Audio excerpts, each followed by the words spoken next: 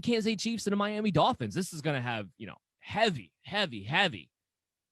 fantasy football matchups in this game. Let's start off with the Kansas City Chiefs, shall we? Let's talk about Tyreek Hill. I'm a little worried about Tyreek Hill because of what Kansas City Chiefs did with CEH last week. It sounds like Tyreek Hill might have whatever it is that Clyde Edwards-Helaire had a week ago. It was a stomach virus, flu, whatever it is. He missed his practice yesterday with an illness. Luckily, I don't want to say luckily, but silver lining wise overall, at least it's earlier on in the week where Helaire, I believe it popped up on Thursday was the first day. So at least we know about this a little bit earlier on. Perhaps Hill will be more recovered than Helaire was. I remember Helaire recovered enough for them to at least activate him onto the roster come Sunday night. I know he screwed a lot of people. I get it. Here's what I'll also say. If Tyreek Hill's activated, they ain't going to just leave him on the bench the way they did Helaire. He's not going to Tyreek Hill won't be activated for insurance purposes. Okay? That won't happen. It's a little bit different with Tyreek Hill. So it's something that we have to monitor because we just kind of saw a bunch of fantasy owners get completely burned last week by how they handled Helaire's flu issues. But again, if Tyreek Hill's activated, he's in your lineup. They're not going to treat it the same way. I guarantee you they're not.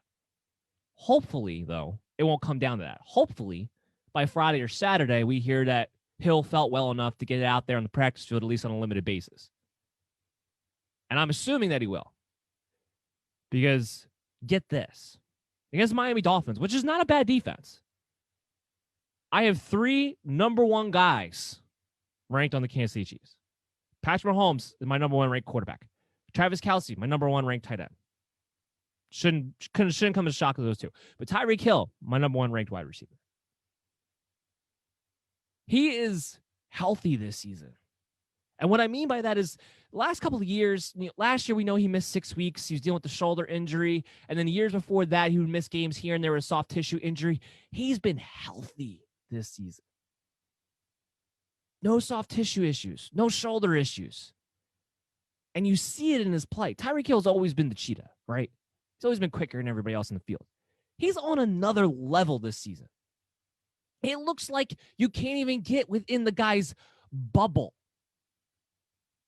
That's how fast he looks.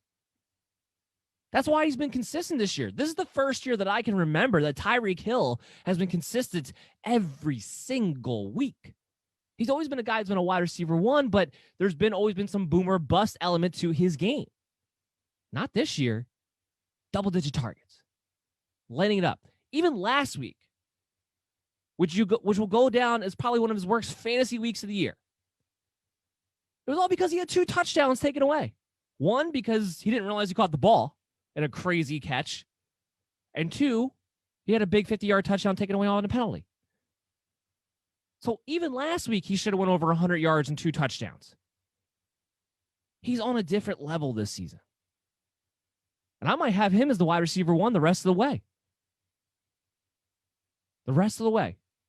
3 number 1s on 1 team. Kansas City Chiefs offense, they're back to what they were a couple years ago. And what's nice is that a couple years ago, like I said, Tyreek had a little bit boomer bust element to his game. They were getting Sammy Watkins more involved a couple years ago. This year, it's all about the trio. It's all about Mahomes and Hill and Kelce. You know where the targets are going. It's double-digit targets every week for Hill and Kelce. We'll sprinkle in everybody else. Watkins will get 6 to 7. Marcus Robinson will get 4. Hardman will get 2 to 3. And then the running backs as a unit might get 5 to 7, which they're rotating through as well. Let's talk about the running backs. Let's talk about Clyde Edwards-Helaire. Got him at RB16 on the week. Some people seem to like they're so hurt and so burned by last week that they don't even they're almost don't want to play him, which makes no sense to me. He's better now. He's not sick anymore. He's not an insurance policy by role, by job description. That's not what he is. He's a starting running back at the Kansas City Chiefs. He's RB16 for me this week. You can run on the Dolphins. More importantly, screens should be available against the Dolphins. Because Brian Flores has been so aggressive, mostly because they have to be on defense, because they don't have a natural pass rush. They have a pass rush that's generated by blitzing, by pressure, but they don't have a natural pass rush that they have to drop back and play zone coverage. Hopefully, if you're the Miami Dolphins fan, they're not going to change their game plan because they're playing the Kansas City Chiefs. Because if they do, they're going to get lit up. I know blitzing Patrick Mahomes doesn't always work out. It's better than sitting back on your heels and just waiting for him to pick you apart. It really is. However, if they stick with what their game plan has been for most teams this season, which is to be aggressive and to blitz, there should be some big screens available to Clyde Edwards-Helaire this week. I think we might see one of his better passing outputs this week than we've seen in a while. And the Dolphins are a team that you've been able to run on this season. I think the biggest obstacle in his way from having a really, really good performance is the fact that it's Patrick Mahomes and Andy Reid and the Kansas City Chiefs, and that's offensively, at the end of the day, what they're going to be, what they want to do. So will they at least make the effort to give CEH, 16 plus carries, 18 or more opportunities altogether?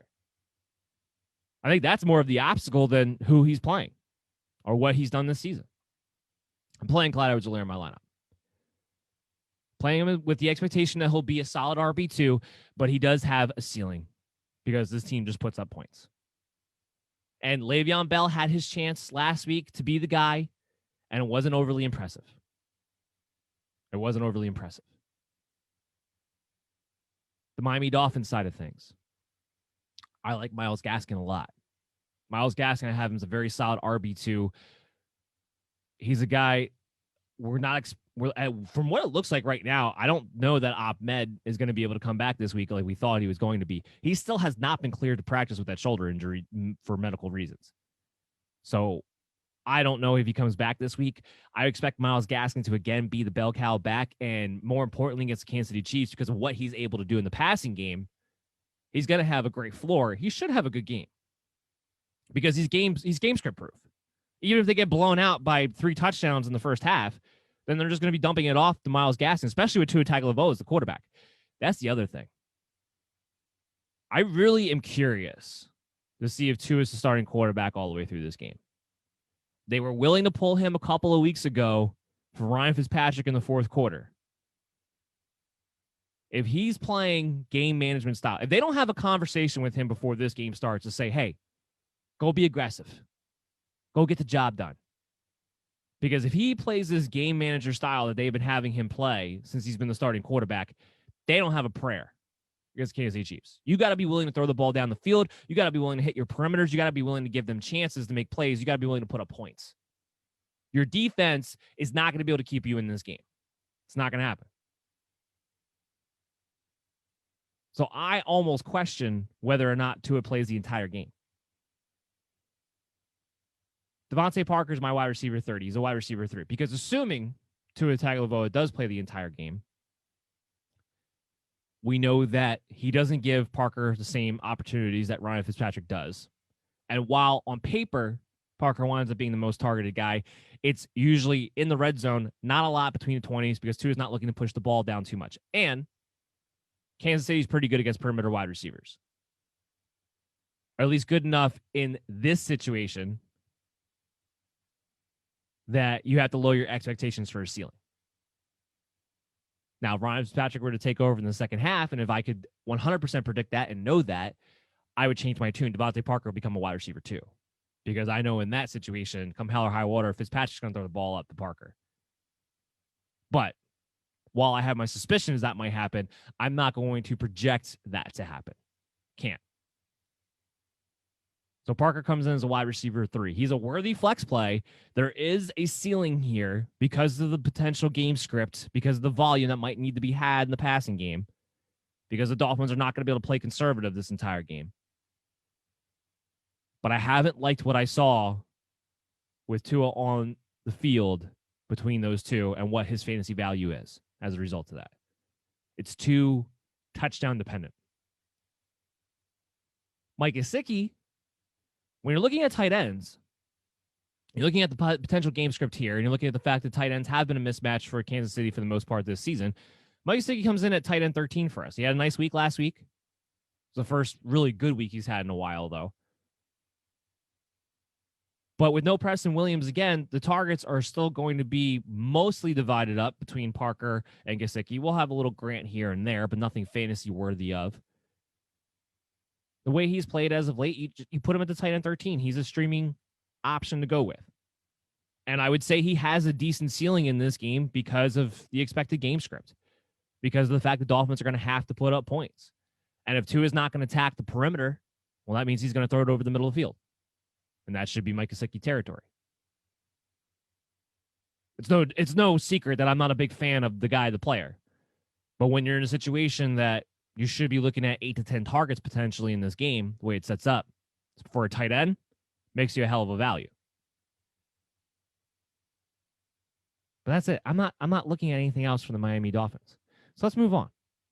Let's talk about the Arizona Cardinals and the New York Giants in this game. Can the New York Giants pull off another upset against an NFC West opponent who's supposed to be superior? Can they do it again? Can their defense play the way it played against Seattle, against Arizona? I think the answer to the question is yes, they can. I don't know if they will. Start with the Arizona side of the ball from a fantasy perspective. Kyler Murray is my QB7. Maybe this is the week that his shoulder finally rebounds and he's able to throw the ball down the field with some confidence. We haven't seen it yet. It took a pissed off, fired up, in his butt DeAndre Hopkins last week to finally get him to target him the ball. DeAndre Hopkins went silent on us for a few weeks there, and it's all because Kyler Murray's shoulder, and he wasn't looking to push the ball down the field, and he suddenly wasn't targeting DeAndre Hopkins at anywhere near the clip that he should be. DeAndre Hopkins got pissed off last week. What happened? Oh, Hopkins finished the game with 13 targets all of a sudden in a good game. Shouldn't take that for one of the best wide receivers in the league to finally get featured again. And while James Bradberry has done an admirable job on some wide receiver ones this year, I still don't look at him as an elite corner. He's having a great year. There's no doubt about that. I don't want to take anything away from James Bradberry because he has been playing really, really well. I am not fearful for DeAndre Hopkins because of James Bradberry, though. Again, this is another instance where I think the biggest obstacle for this player when it comes to fantasy football purposes is his own team and his own quarterback. After last week, it's hard for me to imagine that there's not going to be an added emphasis on the idea that DeAndre Hopkins is going to get targeted double-digit times. Having said that, I still question how deep down the field they can be. Even last week, you take the 13 targets. Still only an average depth of target of about 8 yards or so. Kyler Murray's still not looking to sling it down the field. His shoulder's still obviously bothering him. Like I said, I don't know if this is the week where he finally recovers and feels better. It's an AC joint sprain, usually about 3 to 4 weeks. Now, that's with rest, though, and he hasn't really been resting it. So maybe it lingers a little bit longer. We'll see. Breaking news. Christian McCaffrey is not practicing. He tweaked his quad last week. He was limited yesterday with a thigh issue. Matt Rule made a note that it tightened up on him during practice yesterday. As of right now this is the media portion of the practice. We're early on the practice, so it doesn't mean he won't practice at all. But as of right now, he's not out there. He's not practicing. So we haven't gotten to that game yet. But a guy who's highly anticipated to come back this week is not practicing on a Thursday with an injury that sounds like may have had a setback yesterday. That means he'll very much be questionable to actually make his return again week 14. Have Mike Davis on the ready because this might change in a heartbeat. We'll talk about that game in a little bit more. And one last thing, because we talked about it earlier on in the show, the Bears have gotten the green light to go ahead and practice today. So that's some good news there for the Bears. All right, so let's get back to the Arizona Cardinals situation. Ultimately, I have DeAndre Hopkins ranked at wide receiver 13 because I still question his ceiling, because I still question whether or not Kyler Murray is healthy enough to throw the ball down the field right now. Although I do think the double-digit targets will be there after last week and how that all went down. I do think there's going to be an emphasis to make sure Hopkins is getting the ball one way or another, and I don't really care about the James Bradberry one-on-one shadow matchup. That's not going to be the obstacle in my way, but as a DeAndre Hopkins owner.